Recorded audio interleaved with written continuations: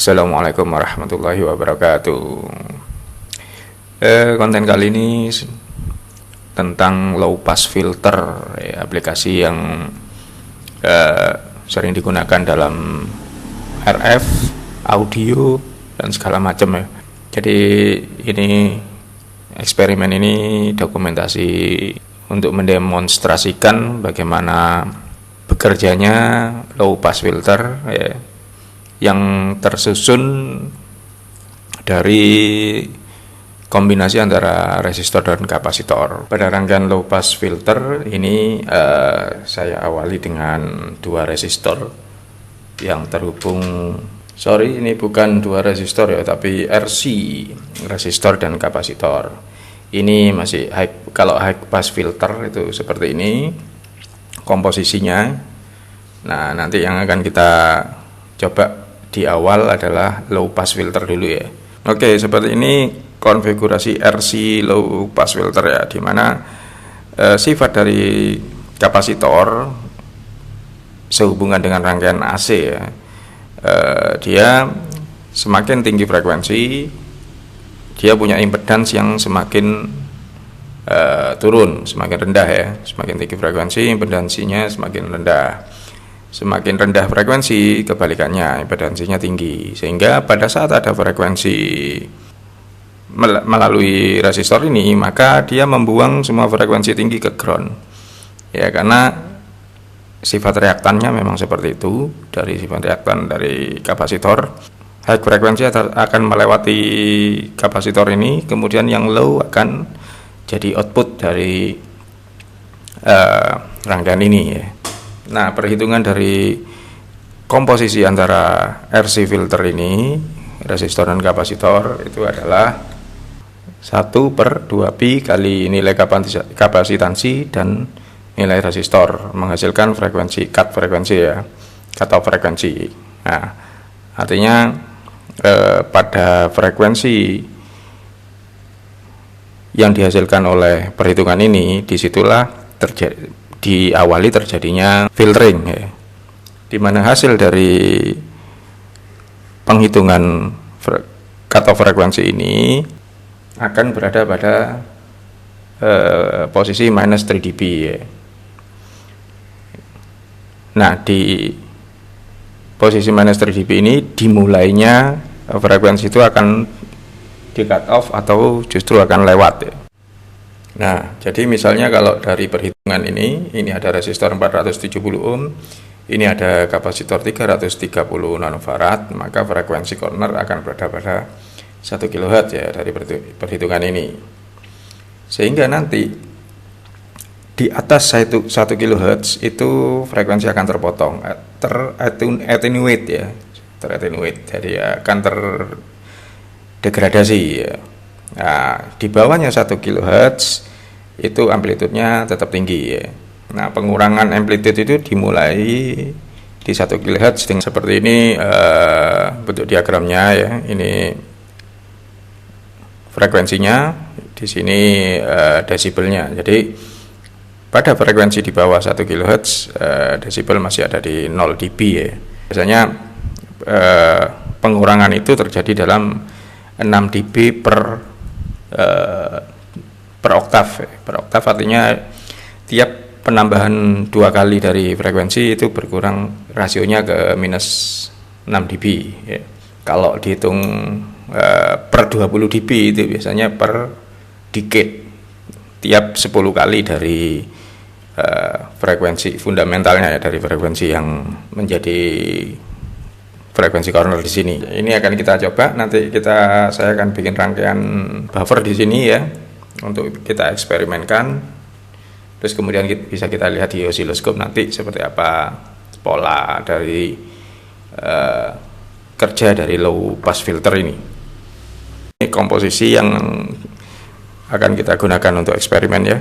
Kita tes dengan saya membuat satu rangkaian emitter follower di sini untuk memberikan buffer dari audio function generator masuk ke ini ya, yang nanti di outputnya ini kita hubungkan osiloskop ya. Kemudian di sini nanti di inputnya juga saya kasih osiloskop saya menggunakan 330 nanofarad. Terus VCC-nya 9 volt ya, tetap 9 volt. Seperti ini komposisi rangkaiannya. Jadi untuk RC filternya itu ini ya, kita menggunakan 330 nano dan 470 ohm. Kemudian ini rangkaian buffernya. Saya menggunakan satu transistor. Kemudian ini ada probe oscilloscope di inputnya ya, sekedar menjadi referensi aja nanti. Nah kemudian nanti kita komposisinya kita balik sesuai dengan skema yang ada di sini. Pada awalnya ini nanti kita akan balik seperti ini menjadi high pass filter ya, dimana untuk komposisi seperti ini nanti reaktan kapasitor itu akan membypass high frekuensi untuk menjadi output. Dia di low frekuensi dia punya nilai impedance yang tinggi sehingga tertahan ya untuk yang low frekuensi. Oke, itu di frekuensi 60 Hz ya. Bisa kita lihat amplitude berada pada 349 mV. Nah, ini kita ambil di frekuensi rendah.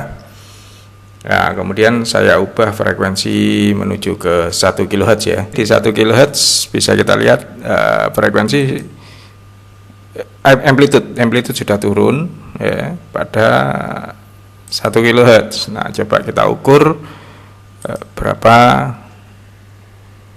amplitude-nya. Oke, di situ tertera 246. Oke.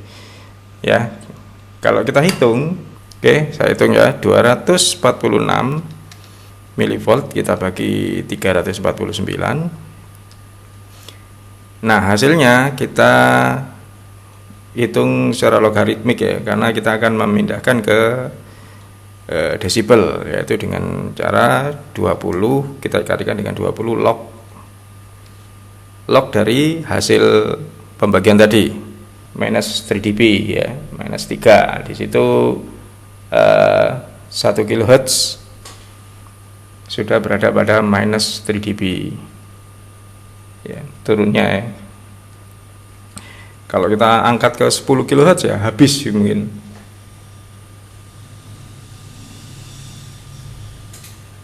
Nah, itu di 10 kHz sudah benar-benar habis ya. Tersisa sedikit.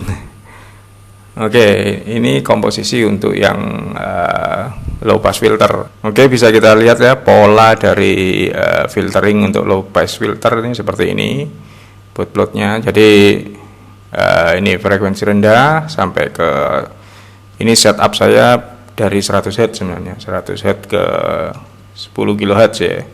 Di ujung ini dia sudah habis seperti polanya. Nah, kita coba kita balik sekarang posisinya ke high pass filter ya. Ketika konfigurasinya adalah high pass filter ya, artinya dari low amplitude-nya rendah, begitu semakin naik, semakin tinggi frekuensinya semakin naik. Nah, kita akan lihat minus 3 dB-nya dimulai dari berapa dengan konfigurasi perhitungan tadi ya. Di 1 kHz apakah dia berada di minus 3 dB? Baik untuk high pass filternya ya. Di high pass filter ini amplitude-nya saya set ke 10 kHz dulu, dia ada di 329 mV. Nah, coba kita cari minus 3 dB-nya gimana ya. Kita coba di 1 kHz dulu. Pada 1 kHz amplitude ada di 244, tadi 329 ya. Nah, ini di 1 kHz ya, untuk 1 kHz ini saya kasih pencahayaan dulu. Di 1 kHz dia ada di minus 2,596. Kita coba ke 800 Hz ya. Oke, di 800 Hz amplitude ada di 220 mV. Nah, ada di minus 3,5 dB ya.